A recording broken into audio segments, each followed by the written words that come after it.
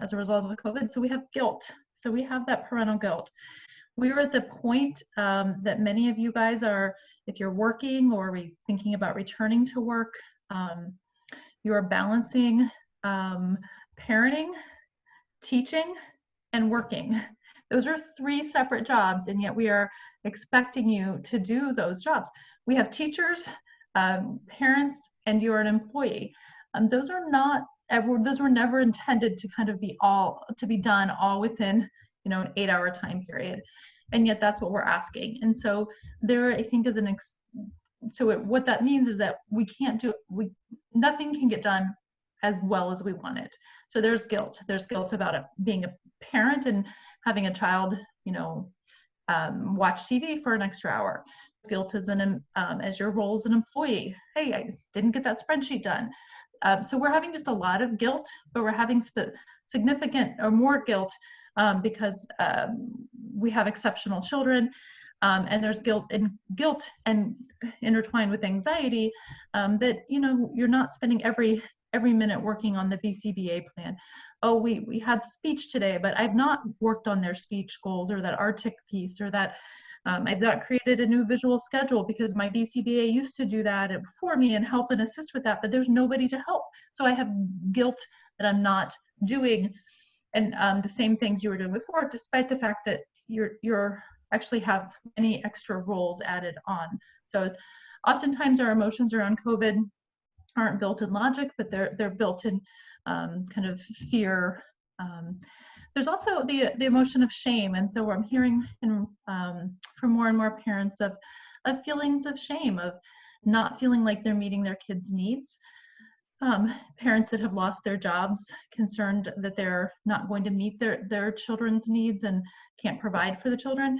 I've heard from parents who are trying to help and assist their children, maybe with 4th grade math, and they don't know how to do 4th grade math. So there's a lot of shame about not being able to bridge that academic gap or those academic skills, when in fact that was never a role that you've been trained for. Anxiety, so that's probably the most common one. That's what we're as a nation experiencing, as a world experiencing. But once again, you as parents oftentimes are experiencing it more. And your anxiety is that, you know, that pressure, it leads to that desire to make decisions, to want to know how things are going to turn out. That anxiety can be adaptive, can be, you know, a little bit of anxiety can be really useful. It helps you get through that presentation. It helps you prepare, and but a lot of anxiety just makes it very difficult to move forward. So it makes it difficult to be present. In the days of COVID, we're seeing a lot of anxiety is resulting in a lot of checking and rechecking. So whether it's, you know, checking the rates of new COVID cases, and then rechecking it 10 minutes later, and then checking it a 3rd time. There's also, Lisa and I were talking a lot of anxiety around with the reopening. When do I bring my child out? When does, so maybe it's supposed to be safe, but my child has a neurodevelopmental disorder and another underlying medical condition. There's no guidebook that says, hey, it's safe, and it's safe for your child given their unique situation. So anxiety often wants certainty, and we're living in a very uncertain time, which makes it difficult. Sorry. Fear of missing out. So this is, if anybody's kind of read or done some readings from Brené Brown, she does a lot of good talking about parenting and this idea that my child is not that something bad is going to happen as a result of my child missing out. So missing out on their speech, missing out on their PT, their extended school year, their social skills group. So that fear of missing out is really a driving factor, and it goes hand in hand with that anxiety. So with each day, we get those cancellations in our inbox. Oh, camp's canceled. Oh, this is canceled. And each time we get those, I think that we have that there's an automatic visceral response of, this is going to set my child behind. This is going to be bad for my child. And so it's kind of figuring out how to navigate that, because as we move forward, I think that's going to continue to happen. We're going to continue to have things canceled. And so how do we address and kind of support each other around that fear of missing out? And I think that fear is also tied to the maybe potentially misguided belief that everyone else, like my child's missing out, but every other child's getting what they need. So I think we do a lot of comparison around that, and we'll talk a little bit about how kind of that social media piece makes fear of missing out even worse. And then finally we have grief. And so I'm going to talk a little bit more about grief on the next slide, because I think grief is a common emotion that we don't talk enough about with COVID. And I want to make some space for how important grief is, both as it relates to COVID and as it relates to parents of special needs children.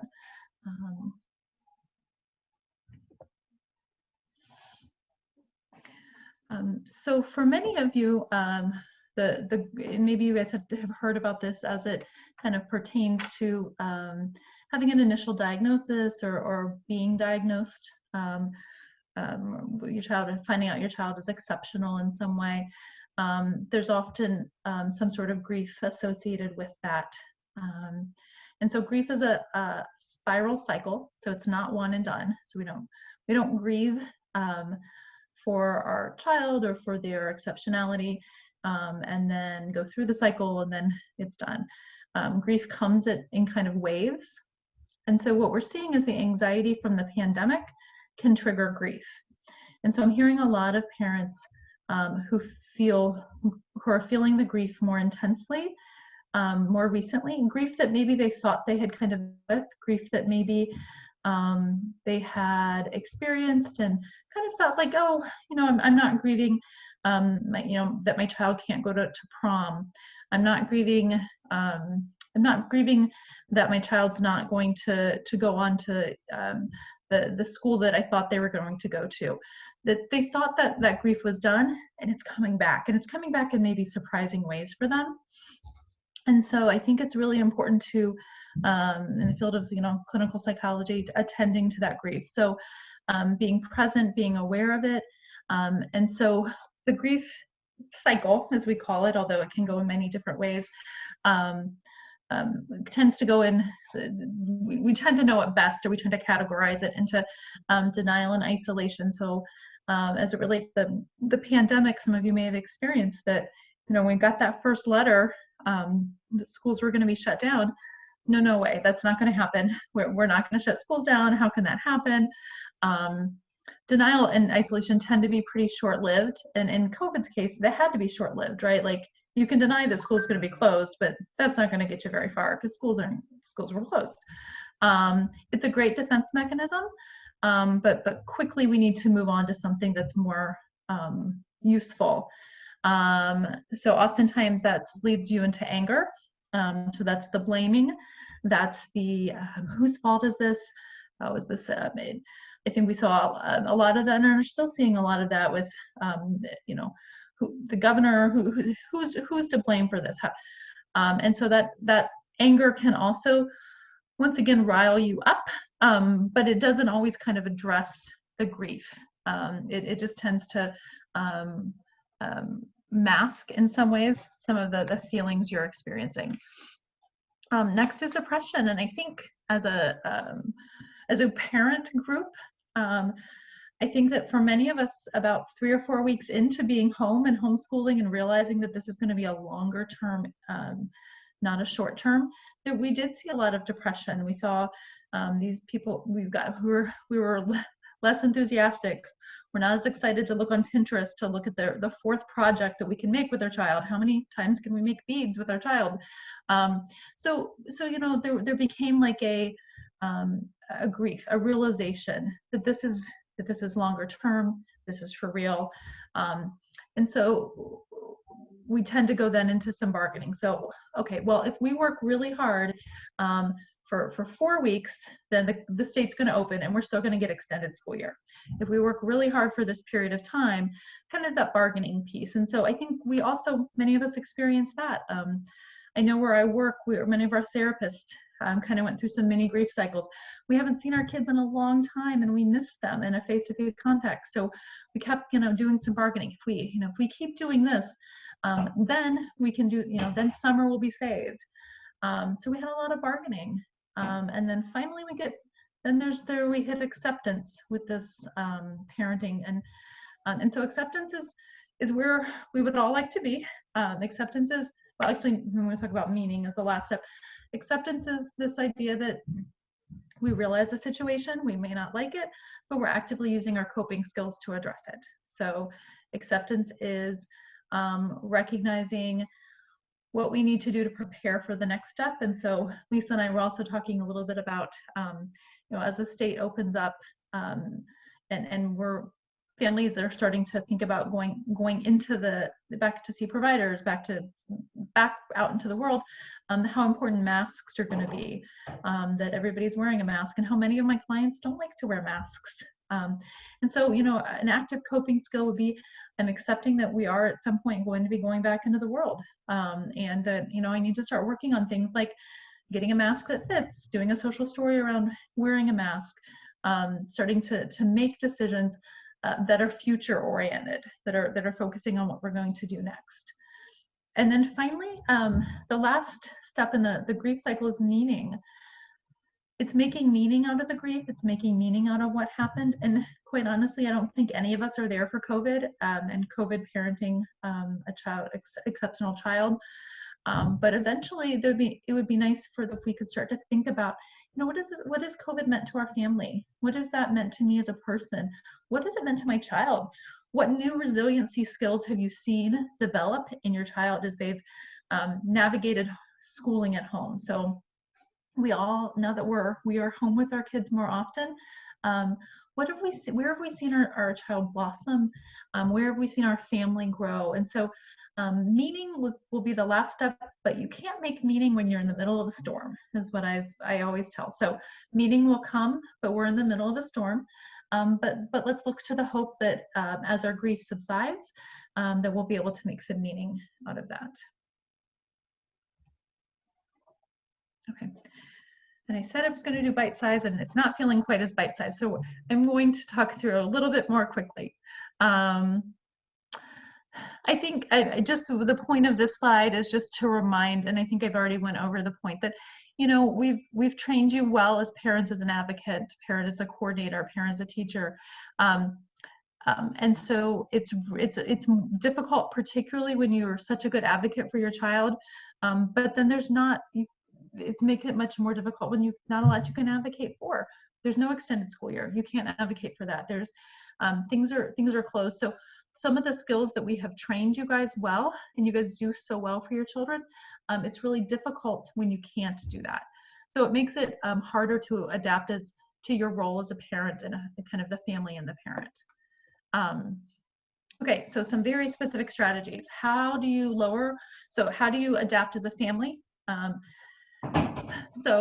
one thing I always say is stay in your lane. And so what that really means is make sure that you are focusing on your family and your child's unique needs, and we're not worried about Instagram and Pinterest families.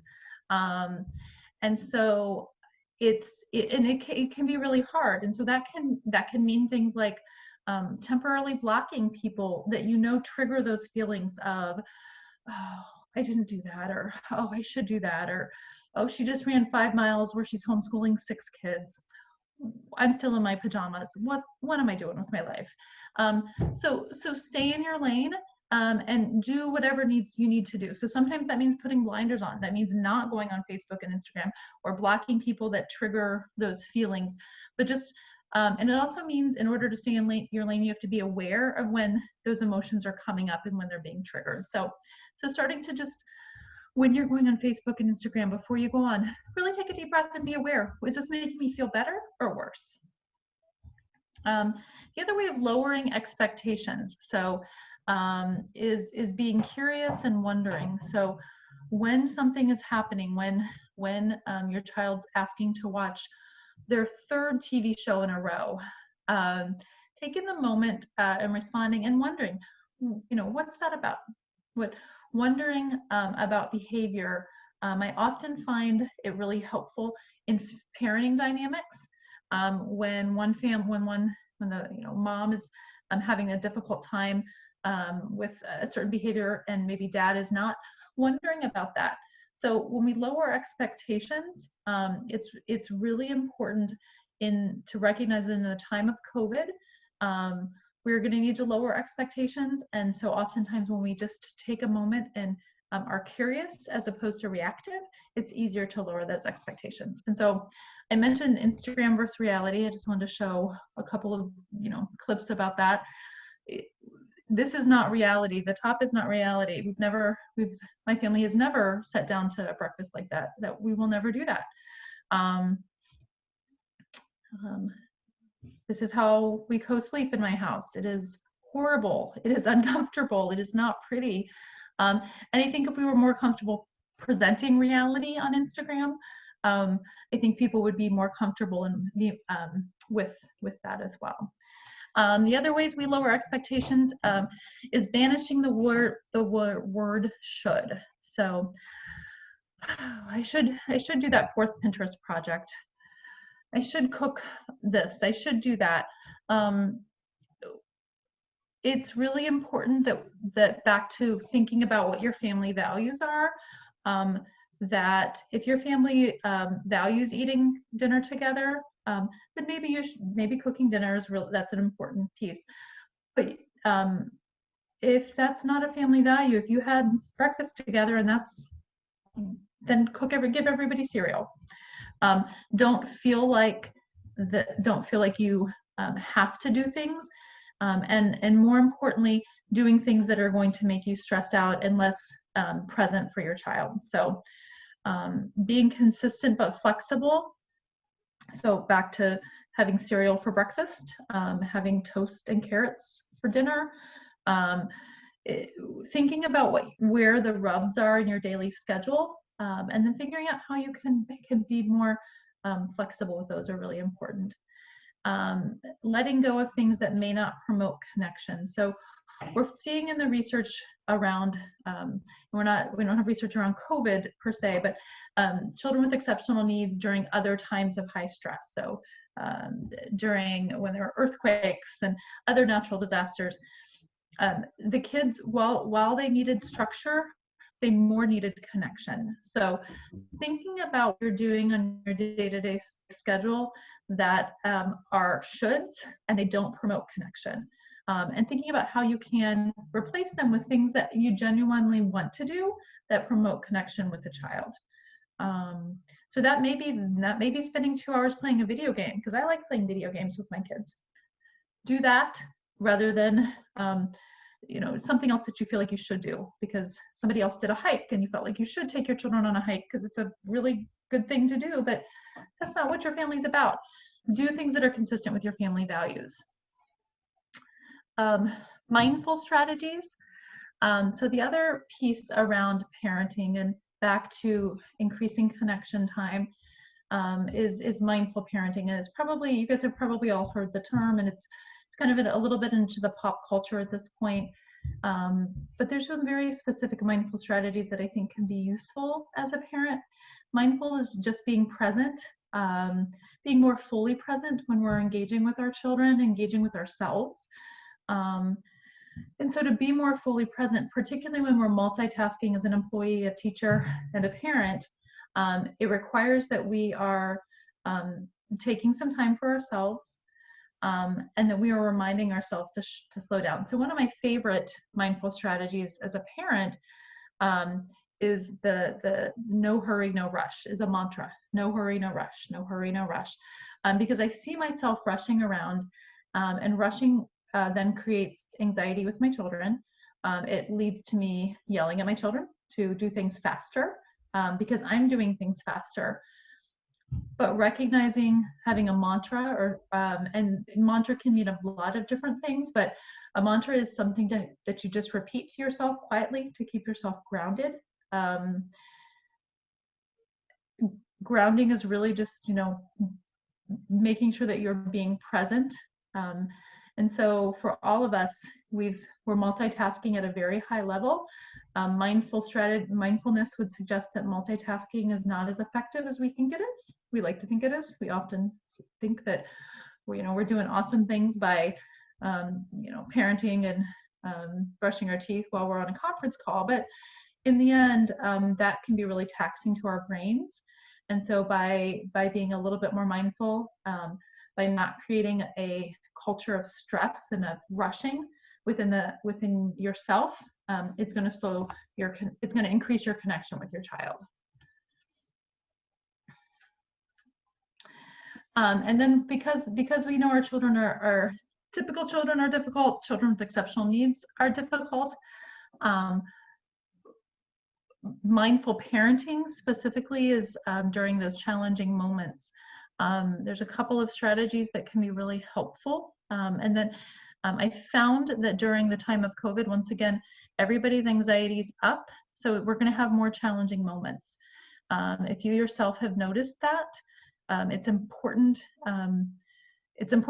to recognize and be gentle with yourself. So recognizing that things are more challenging, but also being gentle with yourself because you're under more stress.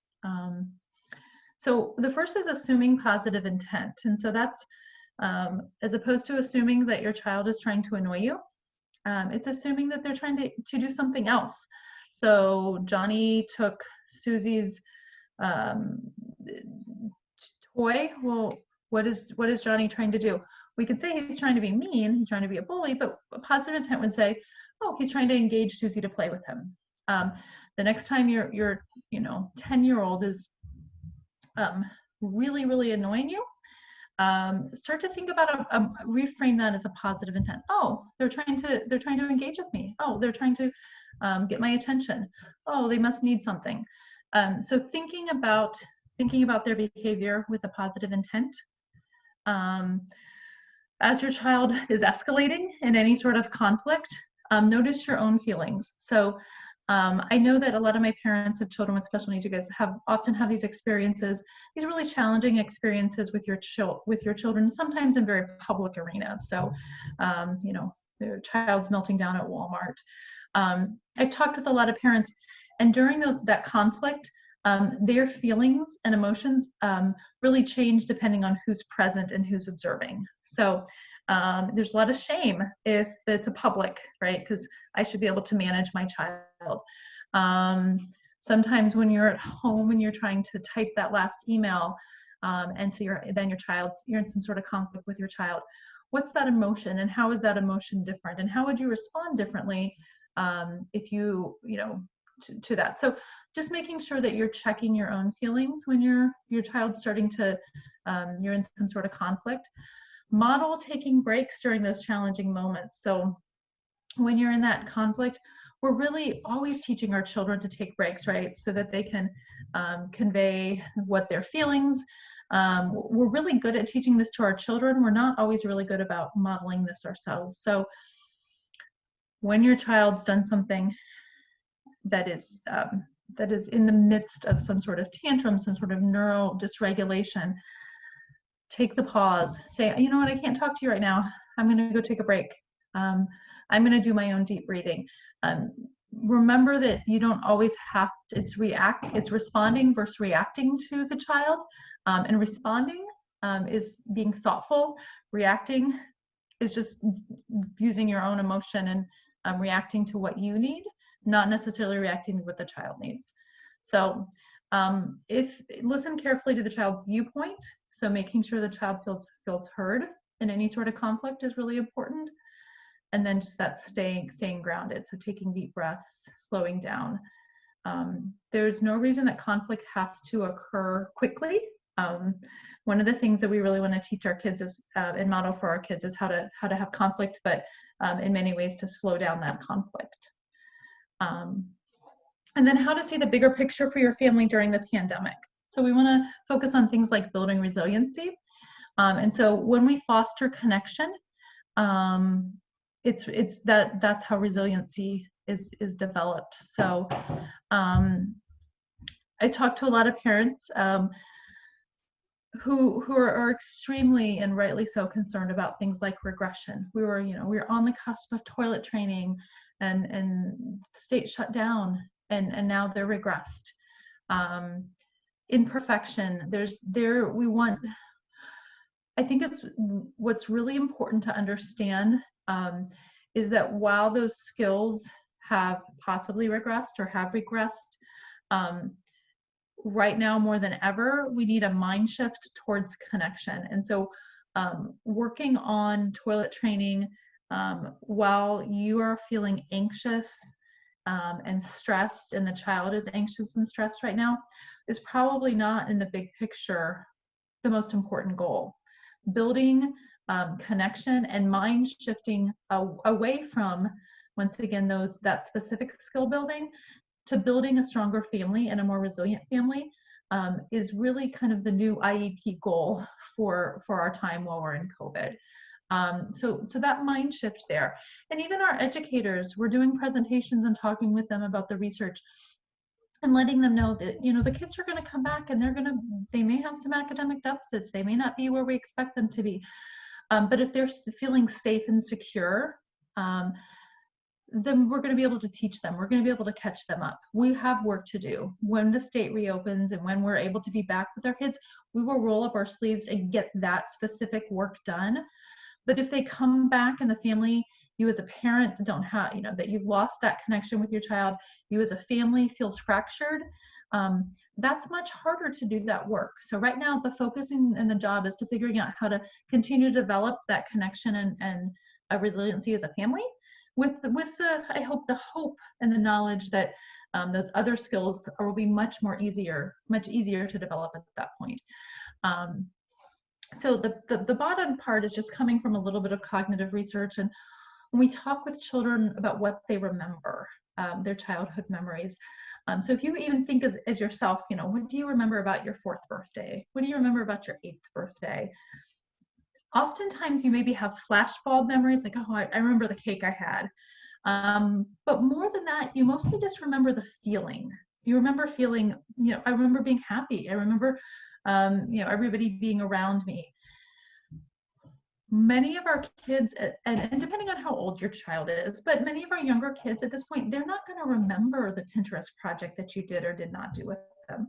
What they're going to have is a stronger memory of a feeling. They're going to remember either feeling really scared and anxious during this time, or they're going to remember having a stronger feeling of being cared for and connected, and having a couple of extra sleepovers downstairs in the house. So starting to recognize that children don't have the day-to-day memory that I think we do, and so that's a lot of our parental guilt. Oh, I'm putting them in front of the TV again. They're going to somehow know this. They're not going to know that. They don't know that. But what they do know is the feeling of, oh, mom's stressed out again, dad's stressed out again. So really focus on what's important as a family. So just some resources, next step. So staying connected with yourselves and others. And I know the autism, I was talking with Lisa, that their autism societies, potentially have some support groups. That connection is really important. Being vulnerable and asking for help. So, if you're doing teletherapy right now and it's not working, and for some kiddos it's not working, ask for help. Say what is not working. This is, whether it's the time or the modality. Your therapists, your providers have more tricks up their sleeves. So if you need help, make sure that you're comfortable being vulnerable and saying, I need help. Find new moments. So once again, this is a new time, and so we do have an opportunity to find new moments. And so that may be that, every Thursday morning is burrito breakfast morning at your house. Thinking about things that we didn't have that opportunity to do before. Not things that require you to, spend 15 hours doing to create those, but thinking about what you can do easily to make things new or different. Celebrate the small things and notice the small things. So continue to celebrate and provide reinforcement to our children and our families. I've heard of, some families doing, once again, the weekly kind of journals at the end of the week, just jotting down some of the things they did. I think we'll quickly find that we're doing more things and more things that are promoting connection than we realized. I have just a couple of resources, one for mindful parenting, and then a couple more, particularly the last one is really geared towards exceptional children, for more around like behavior support pieces. And then I also put support groups on there as well. And then just mental health providers, so clinical psychologists, any mental health provider. It's this is an overwhelming time, and so back to being vulnerable. If you've tried some strategies and it still feels like too much, then I would really encourage you to find a good provider, so that once again you're taken care of and recognizing that when you're supported, that your family structure will feel more supported, and your child will feel more supported. So it's really important that we as parents model seeking help when we need it. Okay, that's all I have.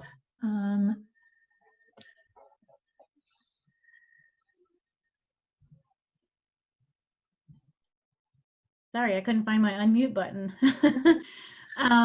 I don't know if anybody has, Jessica, I have to tell you, you've covered probably every emotion that I personally have felt. And I kind of want to run out and get some t-shirt that says connect or connection or connect with each other or something. I think that was a really strong message, and really building that family atmosphere. And you're right, a lot of our kids will remember, being loved and feeling the warmth of that in your house. I know even from myself, from being a small child, and I have fond memories of people that aren't with us anymore, but what I feel is, something that happened in my life or with that person, like touching my face or something, warmth of that kind. So I think it's kind of similar. Absolutely, yeah. But you're right, we do have, the Autism Society has a helpline, so please feel free to call. We have a support specialist to help you find resources as well. And Total Education Solutions also has a person on staff to help navigate those things. Yeah. We are slowly rolling out, so we do have an online Facebook group right now, so that's awesome. Another to get support. You just go on the Facebook page and ask to join. But we are slowly rolling out to some parent chats, and what those are they're really based in each county, trying to bring folks together who live near each other and then who also have children of the same age. So we're doing our first one tomorrow night, and it's involving Stark County with parents who have kids age 6 to 10. So everyone just keep looking for that type of thing, and I'll be in touch with more information on that. And if anybody has any questions after they have a moment to digest everything that Jessica said, please feel free. This will be posted tomorrow, so you can view it and share it, and refer back to it often, because it's good information as we go down this path in really not knowing even what summer looks like and into the fall. So Jessica, I want to say thank you again for being here, for sharing this information and helping us take care. Thank you, Megan. Megan says it was very helpful. Thank you so much. So we will look forward to doing more together and helping take care of our families. Absolutely. Thank you. Have a good night, everybody. Thanks for joining. Take care. Thank you. Bye. Bye.